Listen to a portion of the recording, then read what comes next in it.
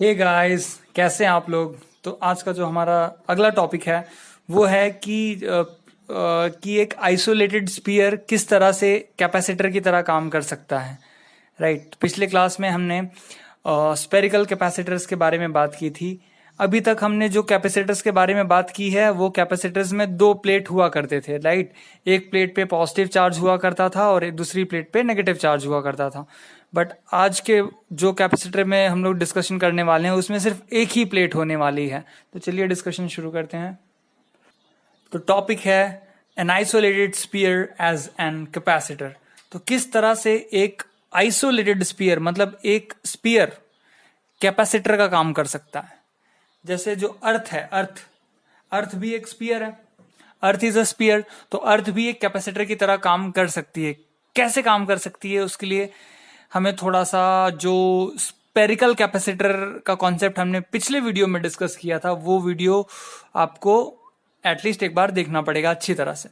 तो मैं डायरेक्टली उसका फॉर्मूला लिख देता हूं। अगर आपने लास्ट वीडियो देखी है तो हमने स्पेरिकल कैपेसिटर के लिए for spherical capacitor we have formula for capacitance. Spherical capacitor के लिए कैपेसिटेंस का फॉर्मूला क्या है? C is equal to 4 pi epsilon naught in bracket A B upon B minus A. आपको ये फॉर्मूला याद होगा, याद नहीं है तो मैं एक बार डायग्राम बना देता हूं, ठीक है। तो आप देख सकते हैं ये हमारा स्पेरिकल कैपेसिटर हुआ करता था।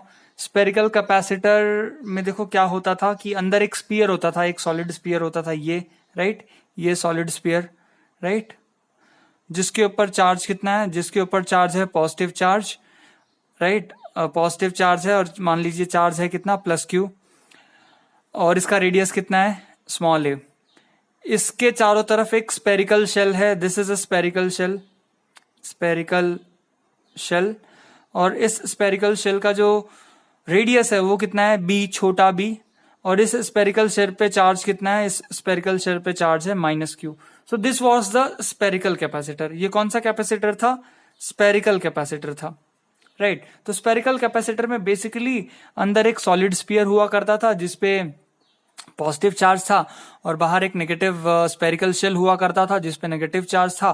तो बेसिकली यहाँ दोनों चार्जेस थे और दो प्लेट्स भी हैं, एक ये वाली प्लेट इसको मान सकते हैं और एक बाहर वाली प्लेट मान सकते हैं। बट अब हमको बोला गया है आइसोलेटेड स्फीयर। आइसोलेटेड स्फीयर, सिर्फ एक स्फीयर लेना है। तो एक स्फीयर के लिए कैसे कैलकुलेट करेंगे? तो मैं स्फीयर की पहले डायग्राम बना लेता हूं। तो मान लीजिए ये आपका आइसोलेटेड स्फीयर है एक, इस तरह से, ठीक है। और इसको चलो शेड कर लेते हैं।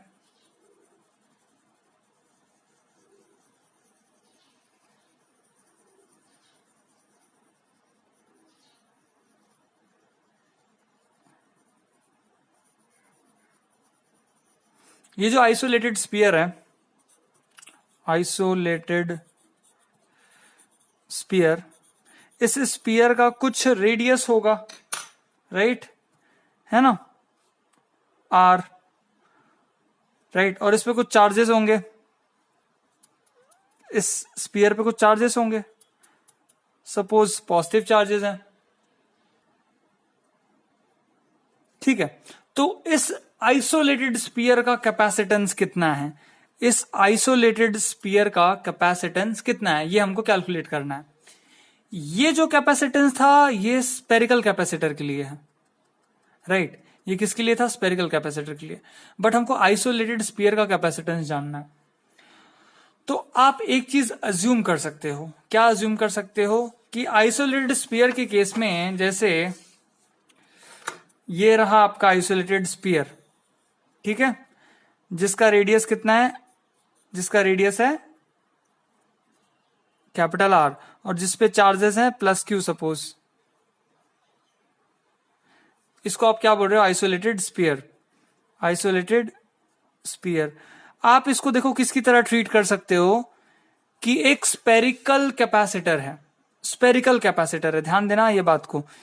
और वो स्पेरिकल कैपेसिटर के सेंट्रल में सेम एक स्पीयर है जिसका रेडियस है r और जिसपे चार्जेस कितने हैं, यहां पे प्लस क्यू चार्ज था, यहां पे भी कितना चार्ज है, इस स्पीयर पे प्लस क्यू चार्ज है, राइट राइट।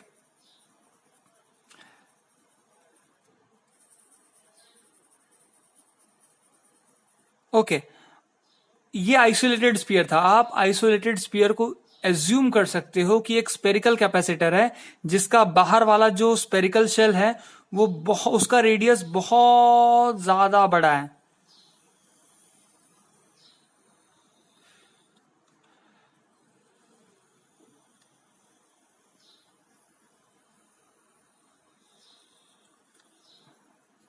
समझ रहे हो? तो ये दूसरा जो प्लेट है जिस पे हम लोग एज्यूम करेंगे कि कौन सा चार्ज है, नेगेटिव चार्ज है, माइनस है, राइट, माइनस क्यू चार्ज है। ये जो बाहर वाला स्पेरिकल शेल है इस पे कितना चार्ज है, माइनस क्यू, उस पे कितना था, प्लस क्यू। और इसका जो रेडियस है, इसका ये जो रेडियस है ना, इसका रेडियस देखो, आपको याद होगा स्पेरिकल कैपेसिटर्स में हम लोग इनर वाले का रेडियस a मानते थे और बाहर वाले का रेडियस b मानते थे। तो ये सपोज इसका जो रेडियस है इसको मैं b मान लेता हूं और इसको थोड़ी देर के लिए a ही मानता हूं, छोटा a, राइट, छोटा a। और इस केस में हम लोग ये जो b को बोलेंगे कि b बहुत बहुत बहुत बहुत ज्यादा बड़ा है, सो b टेंड्स टू इंफिनिटी। मतलब ये जो आउटर स्पेरिकल शेल है ना, आउटर स्पेरिकल शेल जो है ये बहुत दूर है। Outer spherical shell having infinite radius, इसका रेडियस कितना है, इन्फानाइट है। इसका मतलब क्या है कि अगर आपको कोई ऐसे आइसोलेटेड स्पीयर मिलता है तो आप ऐसा अज्यूम कर सकते हो कि इस आइसोलेटेड स्पीयर के बाहर एक स्पेरिकल शेल है, बट वो स्पेरिकल शेल बहुत ज्यादा दूर है जो हमको दिखाई नहीं दे रही है, राइट, बट वो है। क्योंकि देखो सिंपल सी बात है कि अगर कहीं से इलेक्ट्रिक फील्ड लाइंस, जैसे इस पे पॉजिटिव चार्ज माना है तो यहां से इलेक्ट्रिक फील्ड लाइन निकलेंगी तो कहीं तो जाके वो खत्म होंगी ना, कहीं ना कहीं तो जाके खत्म होंगी ना नेगेटिव चार्ज पे। तो वो नेगेटिव चार्ज कहाँ है, आप ऐसा मान सकते हो कि नेगेटिव चार्ज बहुत दूर कहीं इन्फिनिटी पे। तो पॉजिटिव से निकली इन्फिनिटी पे जाके खत्म हुई, पॉजिटिव से निकली इन्फिनिटी पे जाके खत्म हुई, पॉजिटिव से निकली इन्फिनिटी पे खत्म, पॉजिटिव से निकली इन्फिनिटी पे खत्म। तो अगर आपको आइसोलेटेड स्पीयर दिखाई देता है तो सिंपली आपको मानना है कि ये एक स्पेरिकल कैपेसिटर है, ये एक स्पेरिकल कैपेसिटर है जिसका आउटर स्पेरिकल शेल का रेडियस कितना है, इन्फिनिटी है। ऐसे ट्रीट करना है। अगर आपको एक आइसोलेटेड स्पीयर दिखाई देता है तो आपको अज्यूम करना है कि वो एक स्पेरिकल कैपेसिटर है जिसका आउटर स्पेरिकल शेल का रेडियस कितना है, इन्फिनिटी, कितना है, इन्फिनिटी। तो मुझे डायरेक्ट स्पेरिकल शेल का कैपेसिटेंस का फॉर्मूला पता है। For spherical capacitor we know that C is equal to, हाँ यहां पे जो फॉर्मूला लिखा था मैंने, 4 pi epsilon naught in bracket A B upon B minus A, ठीक है। अगर इसमें से मैं 4 पाई इप्सिलॉन नॉट, ऊपर से मैं अगर b कॉमन निकाल लूं और नीचे से भी b कॉमन निकाल लूं तो ऊपर क्या बचेगा, a, और नीचे क्या बचेगा, 1 माइनस a बाय b। तो ये b भी कट जाएगा तो ये क्या हो जाएगा, 4 पाई इप्सिलॉन नॉट, और ये क्या बचा, a upon 1 minus a by b, इस तरह से। बट आपका b क्या है, b तुम्हारा क्या है, इन्फिनिटी है ना, your b is what, your b is infinity. तो a बाई b कितना हो जाएगा, a बाई b कितना हो जाएगा, a बाई b हो जाएगा 0। क्योंकि अगर डिनोमिनेटर पे इन्फिनिटी आ जाए तो वो जो रेशियो है वो बहुत कम हो जाएगा, बहुत छोटा हो जाएगा, it will be nearly equal to 0, वो क्या हो जाएगा, 0।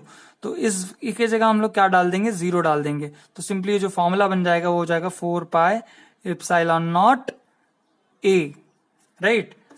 तो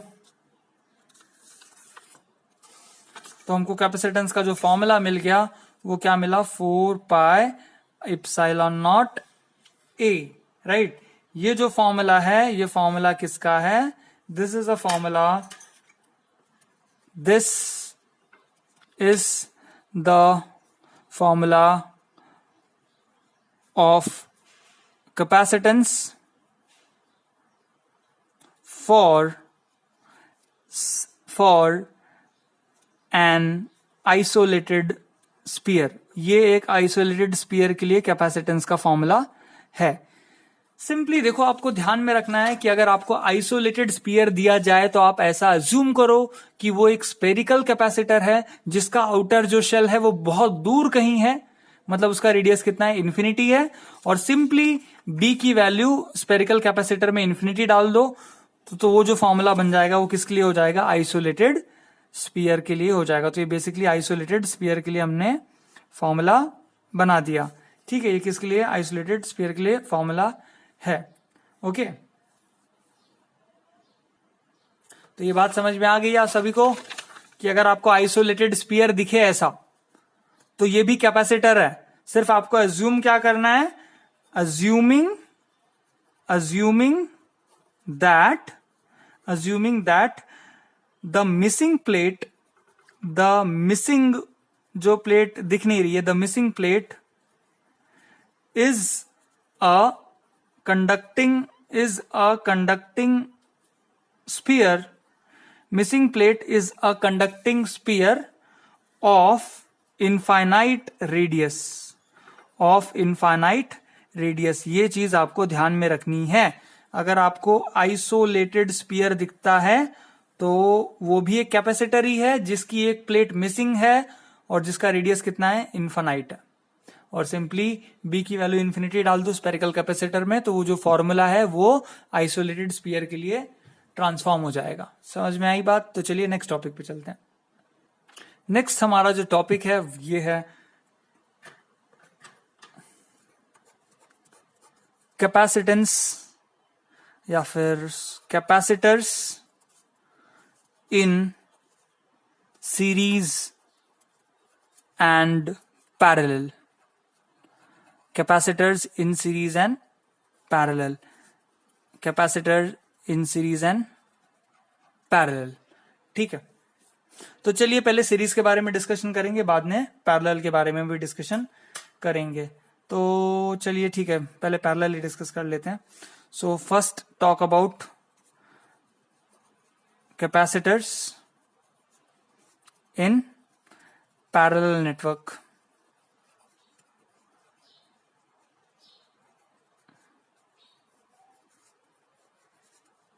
ओके,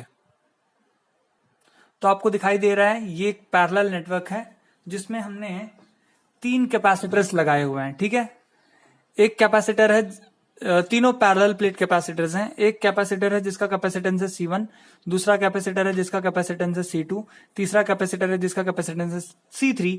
ये तीनों पैरेलल में लगाए गए हैं टू अ बैटरी जिसका पोटेंशियल डिफरेंस है V। ठीक है, अब देखिए होता क्या है कि इस नेटवर्क को हमें सिंप्लीफाई करना है और इसका एक इक्विवेलेंट नेटवर्क बनाना है। अब देखिए 3 कैपेसिटर्स देखने में बहुत अजीब लग रहे हैं, तो हमको एक ऐसा कैपेसिटर निकालना है जो ये तीनों के इक्विवेलेंट हो, ये तीनों के क्या हो, इक्विवेलेंट। हमको एक ऐसा नेटवर्क बनाना है जिसमें सिर्फ हम एक ही कैपेसिटर शो करेंगे जो ये तीनों के क्या होगा, इक्विवेलेंट होगा। तो उसके लिए हम क्या करेंगे, देखो उसके लिए अभी आपको पता है कि बैटरी का पोटेंशियल डिफरेंस कितना है, V है। तो यहां इस टर्मिनल पे और इस टर्मिनल के बीच पोटेंशियल डिफरेंस कितना होगा, V। अब पैरेलल नेटवर्क में आपको पता है कि पोटेंशियल डिफरेंस क्या होता है, सेम होता है। तो इस कैपेसिटर के अलोंग भी पोटेंशियल डिफरेंस कितना होगा, V। इसके अलोंग भी पोटेंशियल डिफरेंस कितना होगा, V। इसके अलोंग भी पोटेंशियल डिफरेंस कितना होगा, V। तो तीनों कैपेसिटर के अलोंग पोटेंशियल डिफरेंस क्या है, सेम है, क्योंकि ये पैरेलल नेटवर्क है, राइट।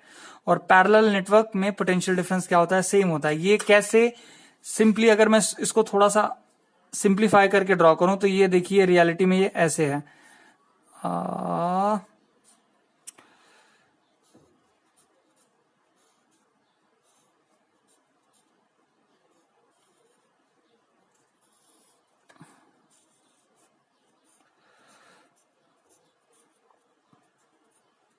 देखिए बात समझ में आ रही है। 3 कैपेसिटर्स हैं, C3, C2, C1। तीनों का जो टर्मिनल है वो एक ही पॉइंट पे कनेक्टेड है, they are connected to the common point. तो जो पोटेंशियल इस कैपेसिटर का होगा वही पोटेंशियल इस कैपेसिटर का होगा, वही पोटेंशियल इस कैपेसिटर का भी होगा, क्योंकि टर्मिनल तीनों के एक ही पॉइंट पे मिल रहे हैं आके। तो इस पॉइंट का जो पोटेंशियल है वही पोटेंशियल प्लेट्स का होगा। सिंपल सी बात है। यहां पे भी देखो ये तीनों कैपेसिटर के जो पॉइंट्स हैं वो एक पे ही है, तो जो पोटेंशियल होगा वही potential C1, C2, C3 common, तीनों का पोटेंशियल क्या होगा, सेम ही होगा। ठीक है, ये चीज आपने क्लास 10th में भी पढ़ी है। तो पोटेंशियल क्या है, तीनों का सेम है, और कैपेसिटेंस क्या है, अलग अलग है। तो आपने C का फॉर्मूला पढ़ा था, C इज इक्वल टू क्या पढ़ा है आपने, C इज इक्वल टू क्या होता है, Q by V, right. Capacitance is equal to charge per unit potential difference. तो Q इज इक्वल टू क्या हो जाएगा, CV। तो V तो सबका सेम है बट C अलग है ना, तो Q भी सबका क्या हो जाएगा, अलग हो जाएगा। तो इसके लिए Q कितना हो जाएगा, इसके लिए Q जो होगा, चलो उसको नाम दे देते हैं, Q3 होगा मान लीजिए, राइट। इसके लिए कितना होगा, Q2 होगा, इसके लिए Q1 होगा। बट एक मिनट ध्यान देना, इस पे कितना चार्ज होगा, मैं बोल रहा हूं Q3 मान लीजिए। इस कैपेसिटर पे कितना चार्ज होगा, मान लीजिए Q2, और इस कैपेसिटर पे कितना चार्ज होगा, Q1। ठीक है, अब डिसाइड करना है कि पॉजिटिव किस पे होगा और नेगेटिव किस पे होगा, इस प्लेट पे पॉजिटिव होगा या इस प्लेट पे पॉजिटिव होगा। सिंपल सी बात है, आपको पता है कि ये जो बैटरी है ये इलेक्ट्रिक फील्ड ऐसे प्रोड्यूस करेगा, ऐसे, राइट, इस लूप में ऐसे प्रोड्यूस करेगा इलेक्ट्रिक फील्ड, है ना, पॉजिटिव से नेगेटिव। और इलेक्ट्रॉन कहां से कहां जाते हैं, नेगेटिव से पॉजिटिव जाते हैं।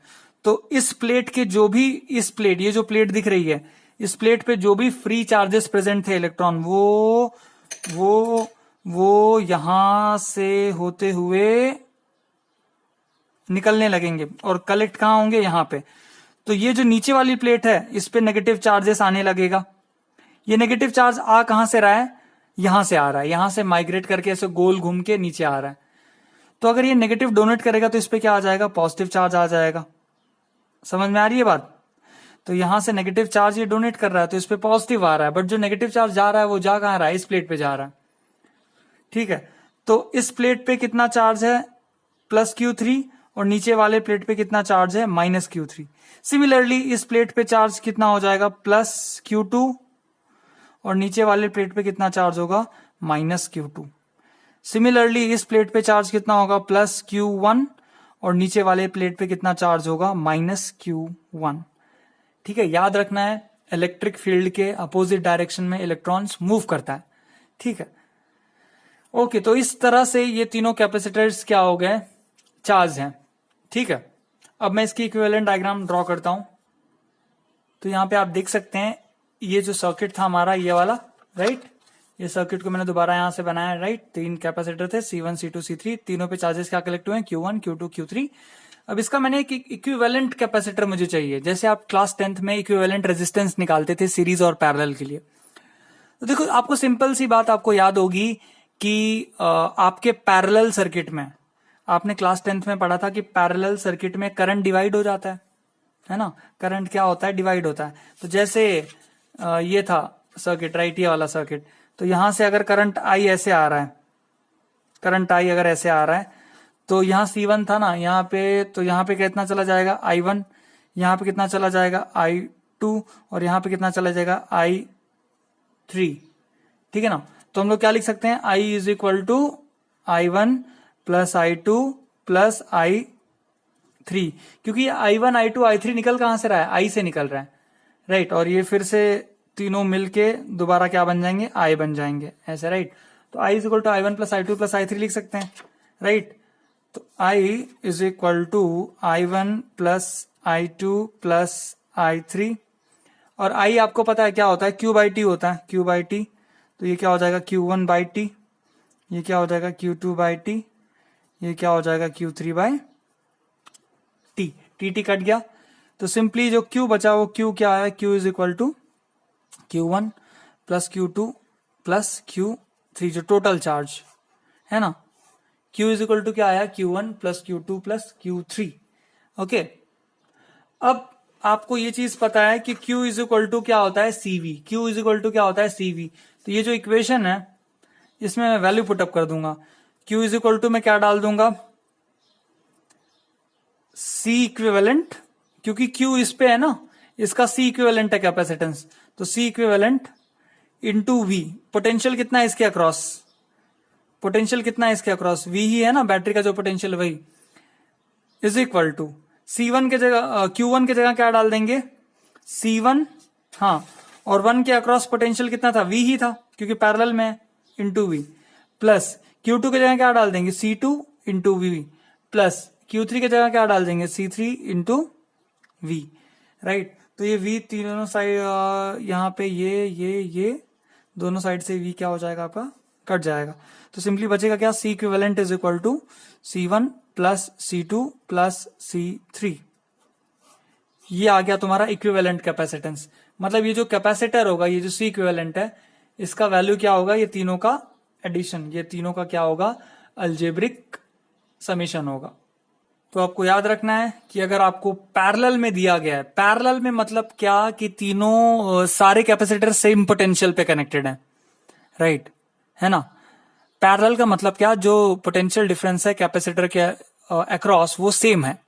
अगर ऐसा दिया जाए, देखो तीनों के अक्रॉस पोटेंशियल क्या था, वी ही था, तो आपको सिंपली ये फॉर्मूला करना है। इक्विवेलेंट कैपेसिटेंस का फॉर्मूला क्या हो जाएगा, सब कैपेसिटेंस का एडिशन, यही होगा आपका इक्विवेलेंट कैपेसिटेंस इस कैपेसिटर का, और इस पे चार्ज कितना है, Q है, ठीक है।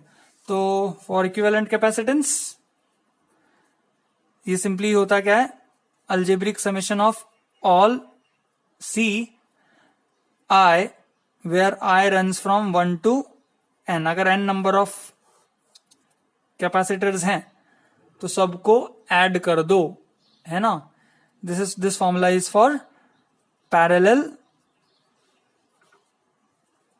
Network, parallel network of capacitors.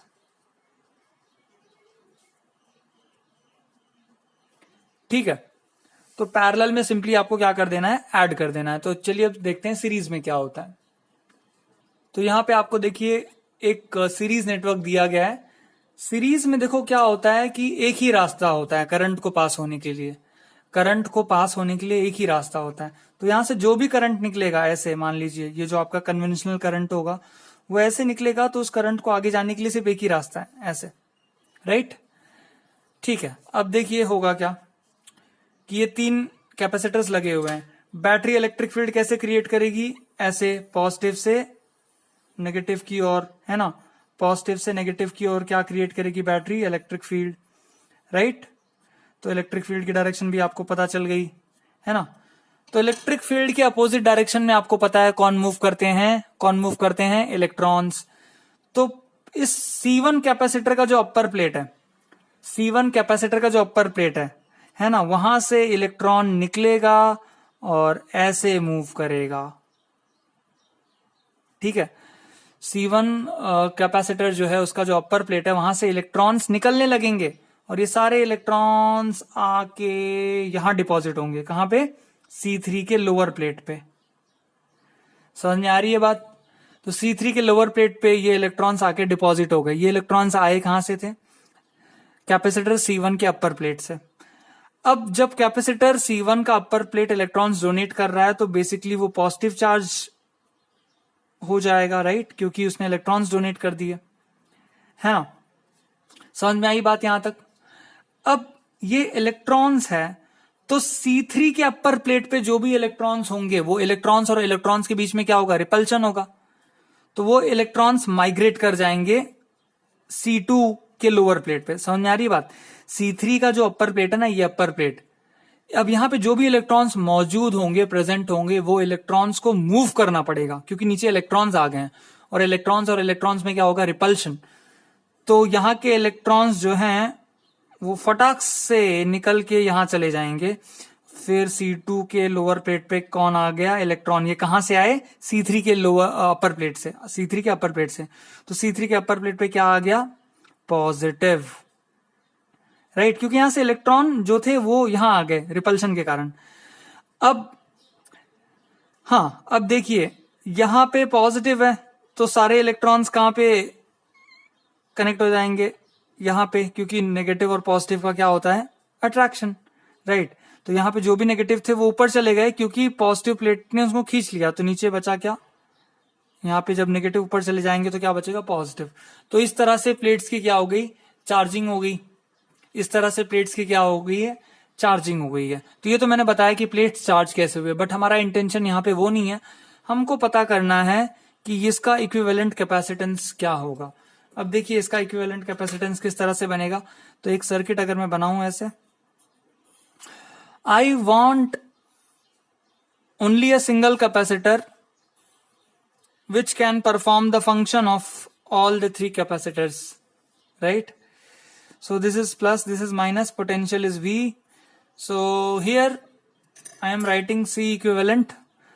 I want the value of C equivalent which will be equivalent of these three, right? हमको तीन की जरूरत नहीं चाहिए, हमको सिर्फ एक ही कैपेसिटर चाहिए जो तीनों का काम कर दे, तीनों के बराबर हो। तो इसके ऊपर का जो चार्ज है, अच्छा मुझे एक बात बताइए, क्या तीनों के अबाउट पोटेंशियल सेम है क्या? C1 के अबाउट पोटेंशियल कितना होगा, मान लीजिए कैपेसिटर C1 के अबाउट जो पोटेंशियल है वो V1 है मान लीजिए।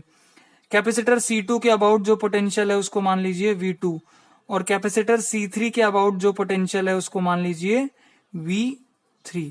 देखो सीरीज सर्किट में पोटेंशियल डिफरेंस हर रेजिस्टर के अबाउट सेम होता था क्या? आपने क्लास 10th में पढ़ा था? नहीं होता था।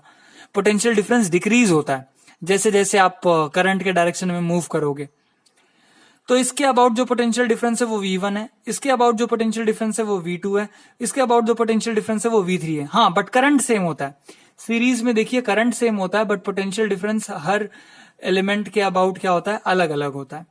ठीक है, तो हाँ, तो आपको ये फॉर्मूला पता है, C इज इक्वल टू क्या होता है, Q बाय V।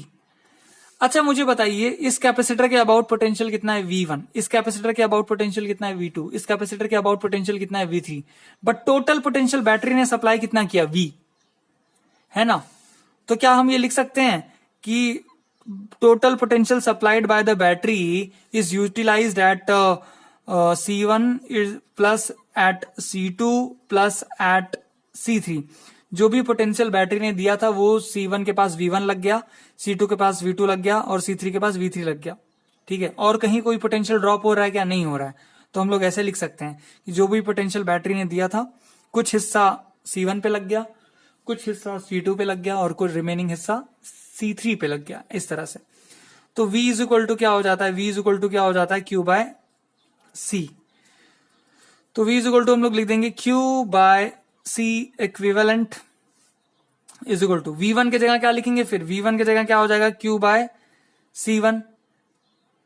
V2 की जगह क्या लिखेंगे, Q बाय C2, और V3 की जगह क्या लिख देंगे, Q बाय C3। अब Q मैं सेम क्यों लिख रहा हूं, क्योंकि देखिए सीरीज सर्किट में करंट सेम होता है ना। सीरीज सर्किट में करंट तीनों कैपेसिटर से क्या होगा, सेम होगा। अगर करंट सेम है तो करंट का फॉर्मूला क्या होता है, Q बाई T। तो टाइम तो तीनों के लिए सेम है, तो Q भी तीनों के लिए क्या होगा, सेम होगा। तो इस पे भी जितना चार्ज आया है इस पे भी उतना ही चार्ज आएगा और इस पे भी उतना ही चार्ज होगा। तो सीरीज सर्किट में तीनों कैपेसिटर्स पे सेम चार्ज डिपॉजिट होते हैं। सीरीज सर्किट में तीनों कैपेसिटर पे सेम चार्जेस होते हैं। देखो पैरेलल में ऐसा नहीं होता था, पैरेलल पे अलग अलग चार्जेस डिपॉजिट होते थे। इस पे Q1 हुआ था, इस पे Q2 हुआ था, इस पे Q3। बट सीरीज सर्किट में तीनों कैपेसिटर्स पे सेम अमाउंट ऑफ चार्जेस आते हैं। तो इसलिए ये चार्ज क्या है, सब में सेम है। तो यहाँ पे भी चार्ज कितना है, C इक्विवेलेंट Q ही है, राइट। ओके, तो ये प्लस और ये आपका माइनस, तो यहां से Q Q Q क्या हो गया, कैंसिल, राइट। तो आपका फाइनल फॉर्मूला जो बना वो क्या बना, 1/C equivalent is equal to 1/C1 plus 1/C2 plus 1/C3।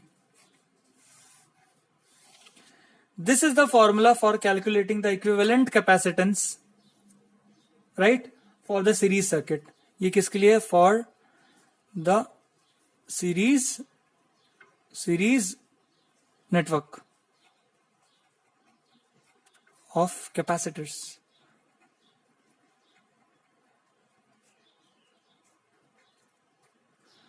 For the series network of capacitor. ये अब देखिए, आपने जो क्लास 10th में पढ़ा था रजिस्टर के लिए सीरीज का फॉर्मूला क्या होता था, simply R is equal to क्या होता था, R1 plus R2 plus R3, right. और पैरेलल के लिए रेजिस्टेंस का फॉर्मूला क्या होता था, इक्विवेलेंट रेजिस्टेंस का रेसिप्रोकल का एडिशन होता था। बट कैपेसिटर में सब उल्टा है। कैपेसिटर का जो फॉर्मूला है वो रजिस्टर के उल्टा है। रजिस्टर में देखिए, आपको पता होगा, रजिस्टर में फॉर रजिस्टर्स सीरीज के लिए देखिए फॉर्मूला और पैरेलल के लिए formula, and for capacitors series के लिए फॉर्मूला एंड पैरेलल के लिए फॉर्मूला। रजिस्टर में क्या होता था, सिंपली आरनेट क्या होता था, आरनेट इज इक्वल टू होता था R1 plus R2 plus dot dot dot, जितने भी सबको ऐड कर दो।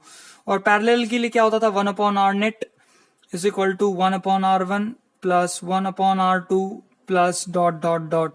बट कैपेसिटर में सीरीज का फॉर्मूला क्या है, 1 upon C equivalent is equal to 1 upon C1 plus 1 upon C2 plus dot dot dot. और पैरेलल के लिए फॉर्मूला क्या है, C equivalent is equal to C1 plus C2 plus dot dot dot, जितनी भी है सबको ऐड कर दो। तो ये डिफरेंस है, ठीक है। तो ये आप इसे नोट डाउन अच्छे से कर लीजिए। और मैंने आपको एक्सप्लेन भी कर दिया है कि चार्ज हो कैसे रहे। या याद रखना, मूव सिर्फ और सिर्फ करता कौन है, इलेक्ट्रॉन्स। और इलेक्ट्रॉन्स किसके डायरेक्शन में मूव करते हैं, in opposite direction to the electric field. देखिए नेक्स्ट टॉपिक जो है हमारा वो है energy stored in an electric field. मतलब अब इलेक्ट्रिक फील्ड क्रिएट, कैपेसिटर्स में जो एनर्जी स्टोर्ड होगी उसकी बात करने वाले हैं। तो मैं सिंपली एक पहले डायग्राम बना लेता हूं। मान लीजिए आपका ये एक प्लेट है, ये आपका दूसरा प्लेट है कैपेसिटर का, और ये रही आपकी battery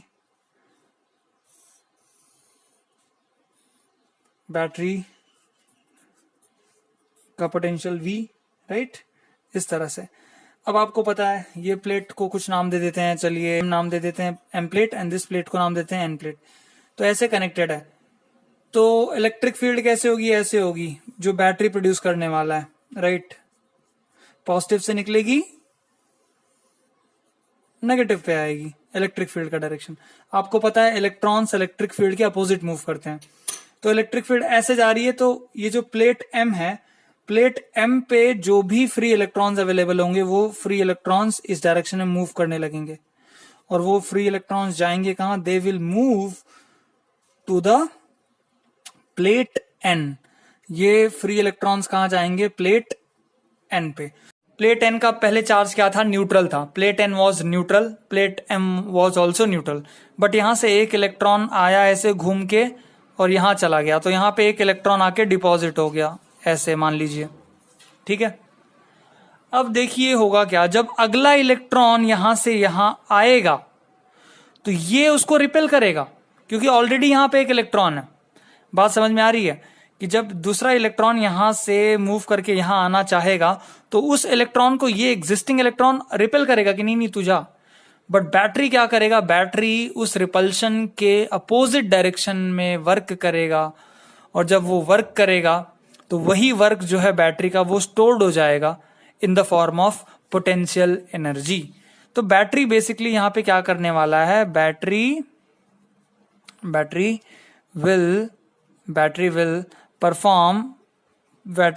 perform work done. Battery क्या करेगा, वर्क डन करेगा, and that work done will be stored in the form of electric potential.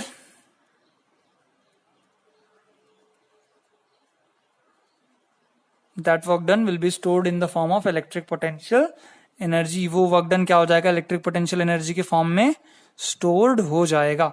तो ठीक है, एक इलेक्ट्रॉन आया, फिर उसी तरह से दूसरा इलेक्ट्रॉन आया, फिर जब तीसरा आएगा तो फिर वर्क डन और करना पड़ेगा, फिर उसी तरह से चौथा इलेक्ट्रॉन आएगा, उसी तरह से फिर पांचवा आएगा, उसी तरह से छठवां आएगा, सातवां आएगा, राइट। तो यहां से इलेक्ट्रॉन्स आ रहे हैं, तो यहां पे कौन से चार्जेस बनने लगेंगे, पॉजिटिव, 1 2 3 4 5 6, हाँ ठीक है, 1 2 3 4 5 6 7, तो ये भी 7। तो 7 इलेक्ट्रॉन्स यहां से निकल के इस प्लेट पे आ गए, तो यहाँ पे 7 पॉजिटिव हो गए, यहाँ पे 7 नेगेटिव हो गए। ऐसा तब तक होगा, ये मैंने चार्जिंग ऑफ कैपेसिटर में बता दिया है, ऐसा तब तक होगा जब तक दोनों प्लेट्स के बीच का पोटेंशियल डिफरेंस बैटरी के पोटेंशियल डिफरेंस के इक्वल ना हो जाए, तब तक चार्जेस शेयर होते रहेंगे। कब तक होते रहेंगे? जब तक प्लेट्स के बीच का पोटेंशियल डिफरेंस बैटरी के पोटेंशियल डिफरेंस के इक्वल ना हो जाए तब तक। जब एक बार ऐसा हो गया ना, तो हम लोग बोलेंगे अवर कैपेसिटर इज चार्ज्ड। जब प्लेट्स के बीच का पोटेंशियल डिफरेंस बैटरी के पोटेंशियल डिफरेंस के इक्वल हो जाएगा तो हम लोग बोलेंगे कि हमारा कैपेसिटर अब चार्ज हो चुका है। तो स्टार्टिंग में पोटेंशियल डिफरेंस जब कैपेसिटर चार्ज नहीं था, ऐसे था,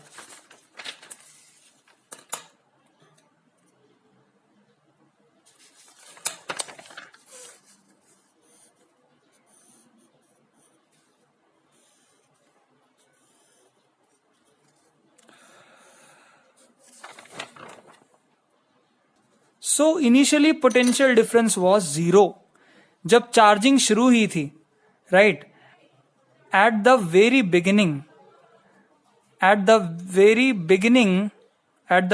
beginning, right, potential difference between the plate was 0, क्योंकि दोनों प्लेट्स का सेम पोटेंशियल था eight the very beginning when time was 0, right. जब टाइम समय आपका शुरू हुआ था तब ये दोनों प्लेट्स का पोटेंशियल क्या था? सेम था। तो पोटेंशियल डिफरेंस कितना हो गया दोनों का? मतलब ये V ऑफ प्लेट का मतलब क्या है? V of M, plate M का पोटेंशियल माइनस प्लेट N का पोटेंशियल। वो स्टार्टिंग में कितना था? 0 था, क्योंकि दोनों प्लेट्स के पोटेंशियल क्या है? सेम है। बट यहां से जब एक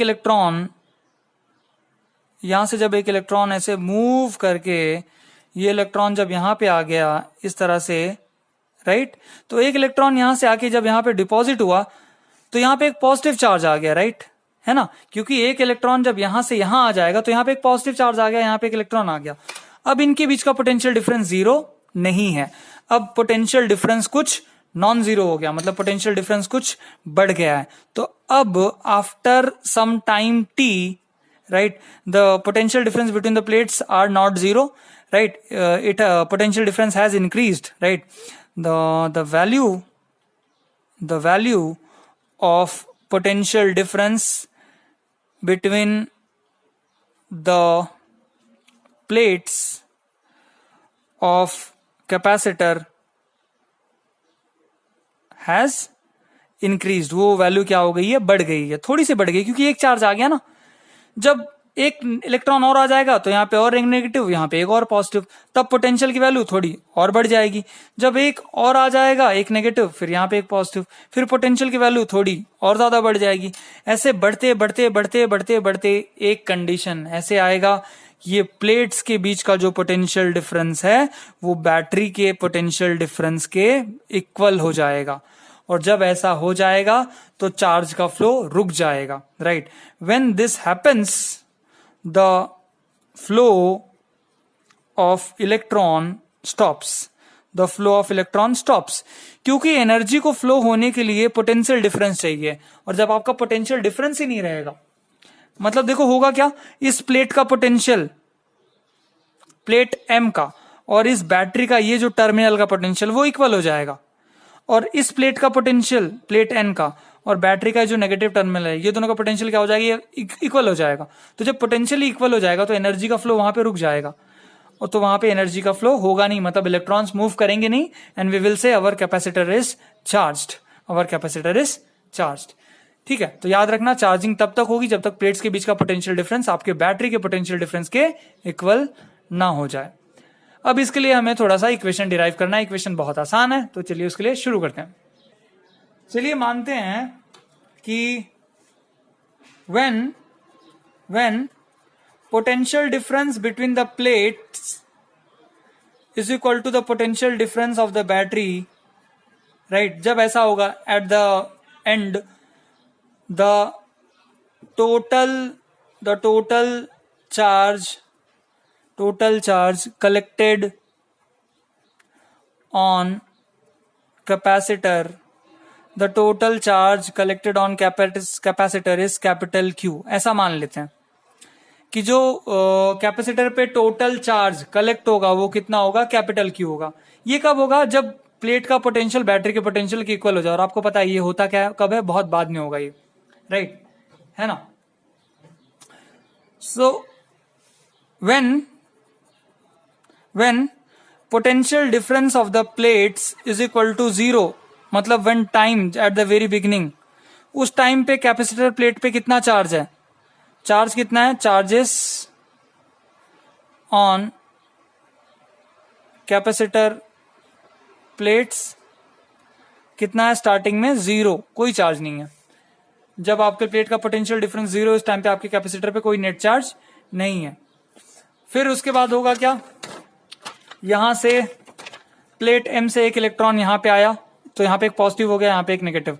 फिर यहां से एक इलेक्ट्रॉन और आया, एक और पॉजिटिव, यहां पे एक नेगेटिव। फिर एक इलेक्ट्रॉन और आया, तो एक पॉजिटिव एक नेगेटिव। तो मान लीजिए अभी इनके बीच का जो पोटेंशियल डिफरेंस है उसको मान लेते हैं ये है V dash. Let V dash be the potential difference at any given instant of time and let Q dash is the amount of charge at that time.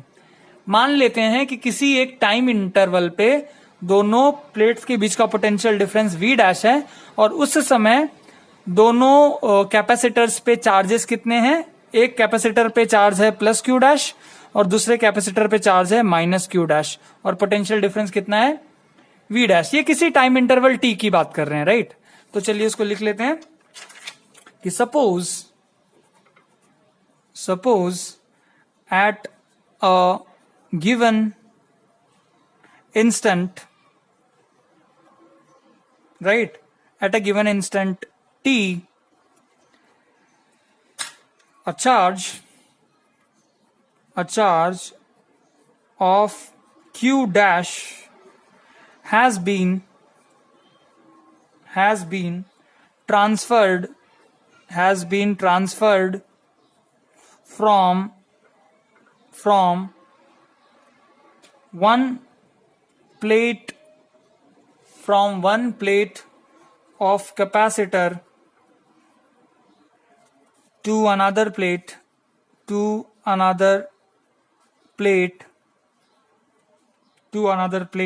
right, and the potential difference between plates is V dash, है ना। मैंने बोला ना कि किसी time instant T पे हम लोग ऐसा मान रहे हैं कि दो प्लेट्स के बीच का पोटेंशियल डिफरेंस V डैश है और चार्जेस कितने हैं, Q डैश है। देखिए जब मैं कैपेसिटर पे चार्ज की बात करता हूं तो नेट चार्ज की बात नहीं कर रहा हूं, मैं किसकी बात कर रहा हूं, I am talking about the absolute value of the charge on a single plate. क्योंकि याद रखना कैपेसिटर पे कभी भी नेट चार्ज कितना होता है, 0 होता है, क्योंकि यहां पे प्लस Q और यहां पे माइनस Q, तो दोनों को ऐड करोगे तो आंसर क्या आएगा, 0। बट हम लोग नेट चार्ज नहीं पूछ रहे हैं, हम लोग पूछ रहे हैं कि कैपेसिटर के किसी एक प्लेट के चार्ज की एब्सोल्यूट वैल्यू, कैपेसिटर के किसी एक प्लेट के ऊपर चार्ज की जो चार्ज है, चाहे वो प्लस हो चाहे माइनस हो, उसकी एब्सोल्यूट वैल्यू हमेशा क्या होगी, पॉजिटिव होगी। ठीक है, हाँ ठीक है, ये हो गया। तो आपको पता है हम लिख सकते हैं, हमको फॉर्मूला पता है, C इज इक्वल टू क्या होता है, Q बाई V। तो V इज इक्वल टू क्या हो जाएगा, Q बाय C। तो V dash is equal to हम लोग लिख सकते हैं Q डैश बाय C, है ना। V dash is equal to हम लोग लिख सकते हैं Q डैश बाय C। ठीक है, तो पोटेंशियल डिफरेंस कितना है, V डैश है, चार्जेस कितने हैं प्लेट पे, Q डैश है फिलहाल। अब मान लीजिए अब आपको एडिशनल चार्ज लाना है, Q डैश ऑलरेडी चार्ज है हमने माना है, और पोटेंशियल डिफरेंस कितना है, V डैश। अब मान लीजिए आपको DQ चार्ज और लेके आना है। ठीक है, तो चलिए लिखते हैं, if an extra increment of charge dq is then transferred from from one plate to other, the increment of work required will be. ठीक है, आपने अभी तक माना क्या है कि आपका जो कैपेसिटर प्लेट है उस पर चार्ज क्यू डैश आ चुका है, पोटेंशियल डिफरेंस कितना है वी डैश. अब आपको एडिशनल डी क्यू चार्ज लेके आना है. जैसे यहाँ पे चार्ज कितना है नेगेटिव क्यू डैश, तो आपको एडिशनल कितना चार्ज लेके आना है, नेगेटिव डी क्यू और लेके आना है यहां से, इस प्लेट से इस प्लेट पे. तो ये प्लेट इजिली लाने देगा क्या, नहीं देगा ना. ये प्लेट क्या करेगा, रिपेल करेगा उसको कि दूर जा तो दूर जा. बट बैटरी को उसके लिए क्या करना पड़ेगा, वर्क डन. तो कितना वर्क डन करना पड़ेगा, उस डीक्यू चार्ज को प्लेट एम से प्लेट एन तक लाने के लिए बैटरी को कितना वर्क डन करना पड़ेगा, क्योंकि वो डीक्यू नेगेटिव चार्ज है. कंडक्टर्स में मूव कौन करता है, सिर्फ और सिर्फ इलेक्ट्रॉन्स. तो उस नेगेटिव डीक्यू चार्ज को प्लेट एम से प्लेट एन लाने के लिए बैटरी को वर्क डन करना पड़ेगा. तो वो वर्क डन का फॉर्मूला हम लोग अभी लिखते हैं पहले. अब आप लोगों ने अगर क्लास 10th में आपको फॉर्मूला याद हो कि आपने पोटेंशियल डिफरेंस का एक फॉर्मूला पढ़ा था, V is equal to W by Q. याद आया है फॉर्मूला, क्लास 10th में आपने पढ़ा हुआ ही है. ठीक है, तो मैं यहां से directly W is equal to क्या होता है, V क्यू हो जाता है, राइट है ना. Work done is equal to potential difference into magnitude of charge.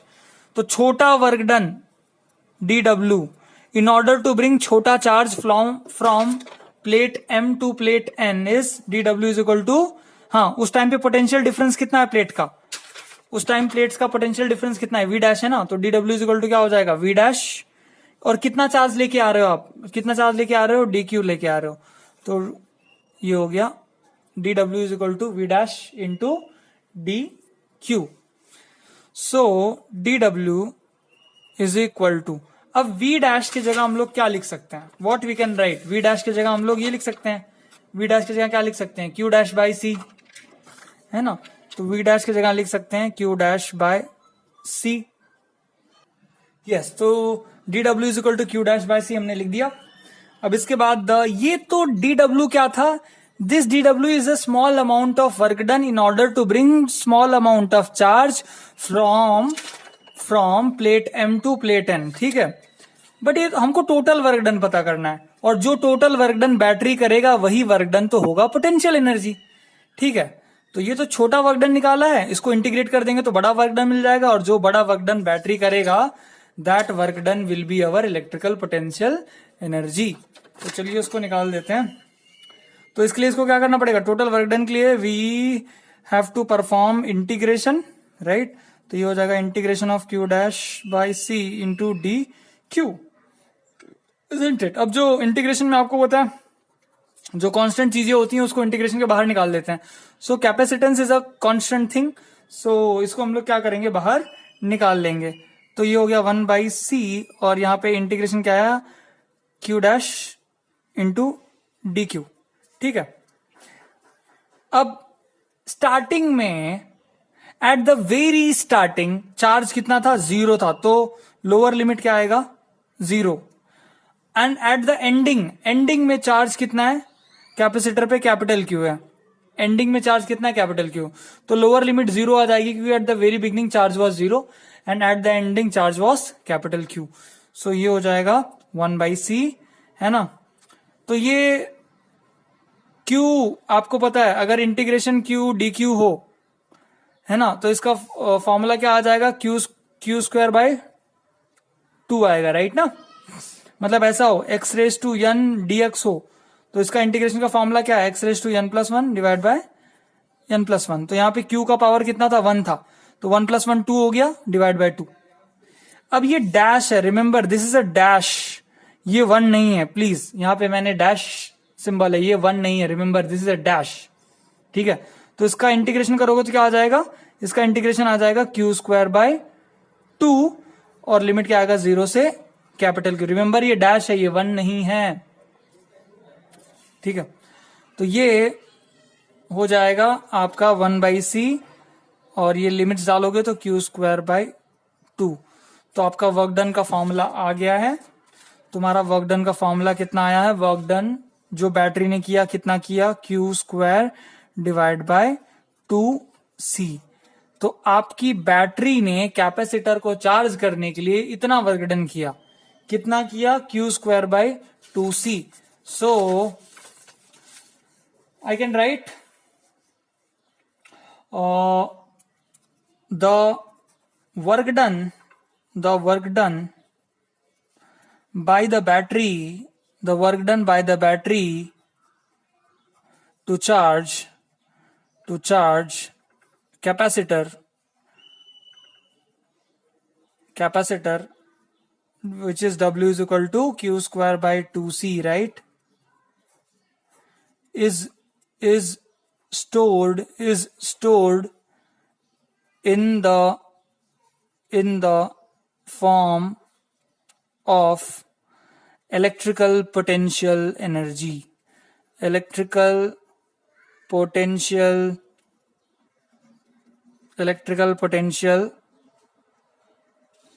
energy. जो वर्क डन है, work done by the battery to charge the capacitor कितना है, वो क्यू स्क्वायर बाय 2c आया। और वो वर्क डन जो बैटरी ने किया है वो कैपेसिटर प्लेट्स में क्या हो जाएगा, स्टोर्ड हो जाएगा in the form of potential energy. तो पोटेंशियल एनर्जी को जनरली हम लोग यू से डिनोट करते हैं, तो डब्ल्यू की जगह मैं यू भी लिख सकता हूं। तो यू इज इक्वल टू क्या हो जाएगा, Q square by 2c। So this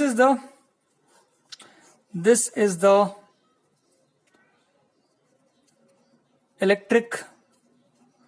electric potential, this is the electric potential energy stored in capacitor। तो यहां पे हम लोग एक एग्जांपल कंसिडर करेंगे कि दो कैपेसिटर्स आपको दिखाई दे रहे हैं, right. This is a diagram number 1 and this is diagram number 2, right. We have same capacitors, सिर्फ डिफरेंस ये दोनों के बीच का डिस्टेंस का है। मान लीजिए यहां पे जो डिस्टेंस है दोनों कैपेसिटर्स के बीच का, ये डिस्टेंस है d, ठीक है, गैप, जिसको हम लोग बोलते हैं गैप सेपरेशन। और ये जो डिस्टेंस है दोनों प्लेट्स के बीच का, इस डिस्टेंस को हम लोग मान सकते हैं d/2। बाकी की सारी चीजें सिमिलर हैं, कोई डिफरेंस नहीं है। इस कैपेसिटर प्लेट्स का जितना एरिया है उतना ही इस कैपेसिटर प्लेट का ही है, ठीक है। सिर्फ अलग क्या चीज है कि इन दोनों के बीच का जो गैप है। अब देखिए इनसे क्या इफेक्ट पड़ता है। तो इसको डायग्राम नंबर 1 बोल दिया हमने, इसको डायग्राम नंबर हमने 2 बोल दिया है। तो मान लीजिए इस पे जो चार्ज है वो positive positive positive positive positive, इस पे भी पॉजिटिव पॉजिटिव पॉजिटिव पॉजिटिव।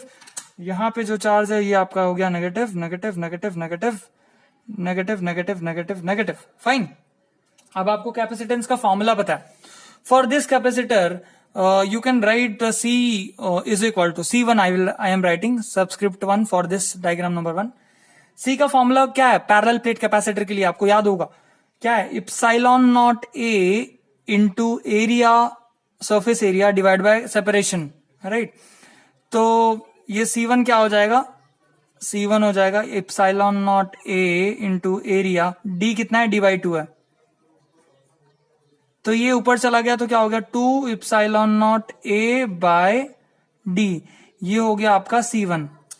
तो इसका कैपेसिटेंस आ गया इस प्लेट का, कितना आया, 2 epsilon naught A divide by D।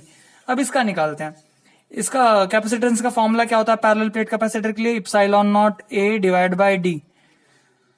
तो C2 क्या हो जाएगा, C2 हो जाएगा इप्सिलॉन नॉट A, और इनके बीच का जो डिस्टेंस है वो कितना है, डिस्टेंस कितना है, D है। तो सिंपली D, सिंपली कितना हो गया, ये हो गया C2 और ये हो गया C1।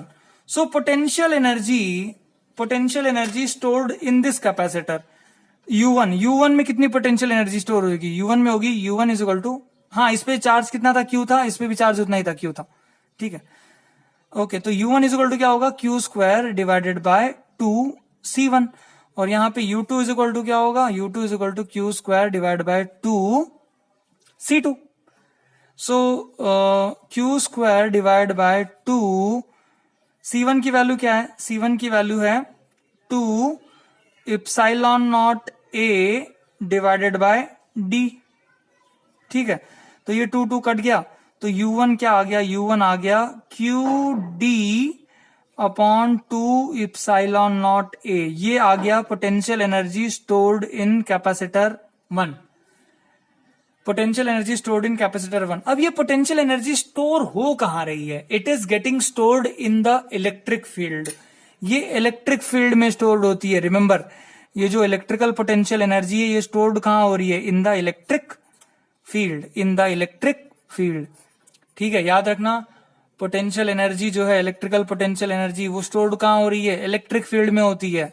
कहां से? इलेक्ट्रिक फील्ड कहां से कहां जाती है? पॉजिटिव से नेगेटिव की तरफ। तो अगर हम लोग U2 को देखें तो यहां पे U2 पे, so this U2 is equal to Q²/2। C2 की वैल्यू डाल दें ε0A डिवाइड बाय D। तो U2 कितना हो जाएगा? U2 हो जाएगा, U2 विल बी कहां गया ये? सॉरी, ये Q² था ना, मैंने ये 2 इसे काट दिया। ये स्क्वायर है, इट्स अ स्क्वायर। सॉरी, यहाँ पे ये 2 नहीं है, ये स्क्वायर था ना, स्क्वायर था, ये स्क्वायर था। तो यहाँ पे क्या हो जाएगा? ये 4 हो जाएगा। सॉरी, ठीक है, ये स्क्वायर था तो 4 हो गया ये, ठीक है। और यहाँ पे U2 क्या आ जाएगा? U2 आ जाएगा Q²D/2 ε0A। ओके, ठीक है। तो देखिए फॉर्मूला क्या आ गया। फॉर फर्स्ट कैपेसिटर U1 के लिए कितनी पोटेंशियल एनर्जी स्टोर्ड है? कितना आया है? Q²D/4 ε0A। For second capacitor कितनी पोटेंशियल एनर्जी स्टोर्ड है? Q²D/2 ε0A। अब आप देख सकते हो कि ज्यादा एनर्जी स्टोर्ड किस में है? आप देख सकते हो कि ज्यादा एनर्जी स्टोर्ड है U1, सेकेंड कैपेसिटर में ज्यादा एनर्जी स्टोर्ड है, राइट। मतलब इस सिस्टम में ज्यादा एनर्जी स्टोर्ड है, राइट। कितना आया है? Q²D/2 ε0A। और यहां पे क्या आया है? Q²D/4 ε0A। तो देखिए कैपेसिटर्स आइडेंटिकल थे, सेम मटेरियल के बने थे, चार्जेस भी दोनों पे सेम ही हैं, बट सेपरेशन डिस्टेंस इसमें ज्यादा है, इसमें सेपरेशन डिस्टेंस कम है। तो अगर आप सेपरेशन डिस्टेंस बढ़ा दोगे तो जो पोटेंशियल एनर्जी है वो, उसका स्टोरेज क्या हो जाता है? बढ़ जाता है। इट्स लाइक क्या बोल सकते हैं इसको, कैपेसिटी उसकी क्या हो जाती है? बढ़ जाती है। तो हम लोग लिख सकते हैं यहां पे कि to identical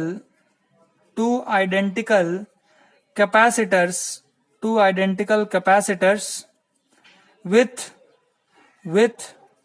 same charge and same electric field, with same charge and same electric field, right? With same charge and same electric field, the one with twice the volume between the plates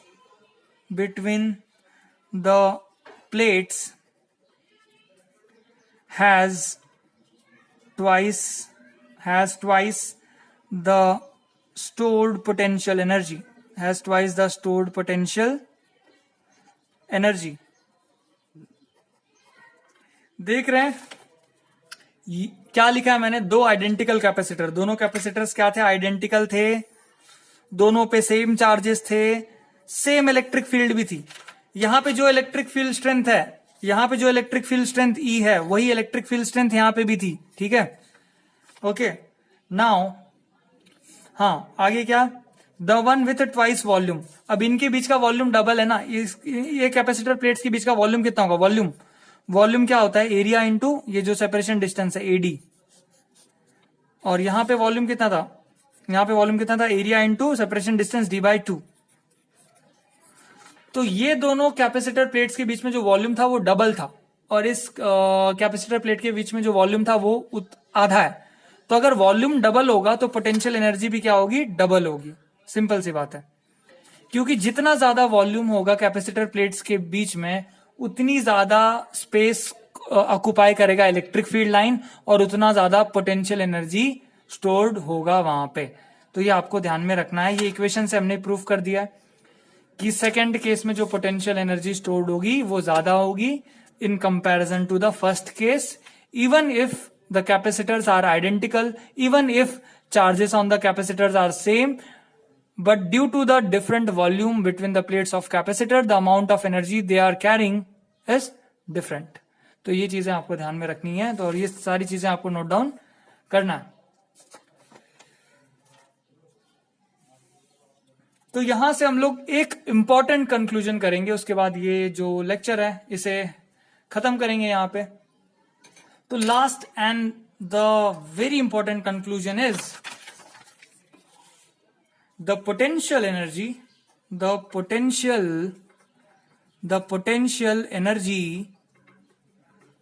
of a charged capacitor, the potential energy of a charged capacitor may be viewed as being stored in electric field between plates।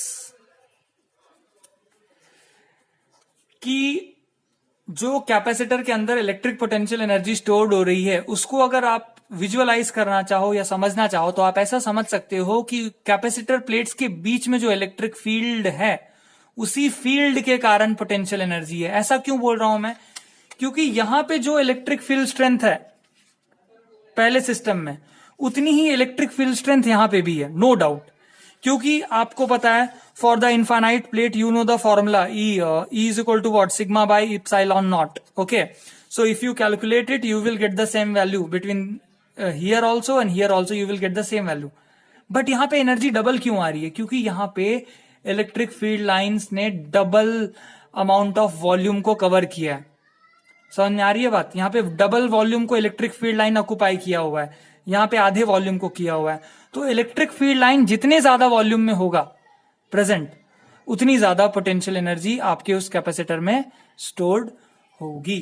Okay, सो इसे note down कर लीजिए। So electric potential energy of a charge capacitor में be viewed as being stored in electric field between the plates।